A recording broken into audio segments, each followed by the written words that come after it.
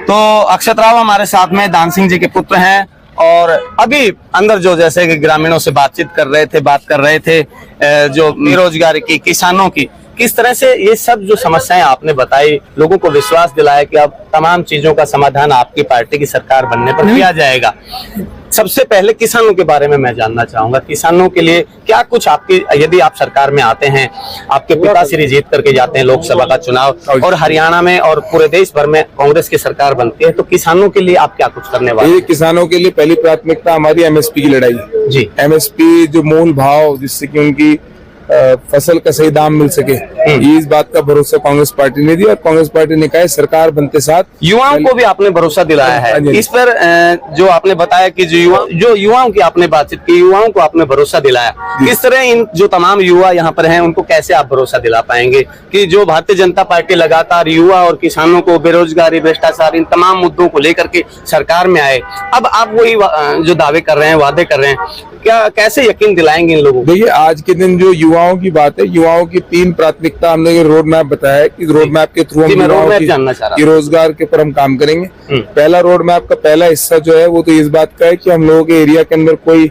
बहुत बड़ी कोई किसी भी तरह के उद्योग नहीं है जी। और IMT खुडाना जो एक पहल चौधरी भूपेंद्र सिंह हुड्डा जी की करी गई थी, वो आज के दिन भी पूरी नहीं हो पाई है, पूरी क्या शुरू ही नहीं हो पाई है। ये वो खुडाना गांव है जिसमें 1500 एकड़ जमीन तो पंचायत की देने के लिए हाँ भर दी थी, मात्र 20-25 एकड़ जमीन के आज जो हम भी देखते हैं और आप विपक्ष लगातार कहते रहते हैं कि जो शिक्षा का बंटाधार कर दिया है भारतीय जनता पार्टी, क्योंकि स्कूलों के हालात आज सच यही है कि ठीक नहीं है। इस पर आप किस तरह से सुधार करने का काम करेंगे यदि आपको मौका? मैं बताना चाहूंगा कि हमारे खासकर हमारे क्षेत्र के अंदर बच्चों में बहुत प्रतिभा है जी। ऐसा नहीं है कि स्कूलों को बंटाधार हो जाएगा, बच्चों को बंटाधार। बच्चे बहुत समझदार है।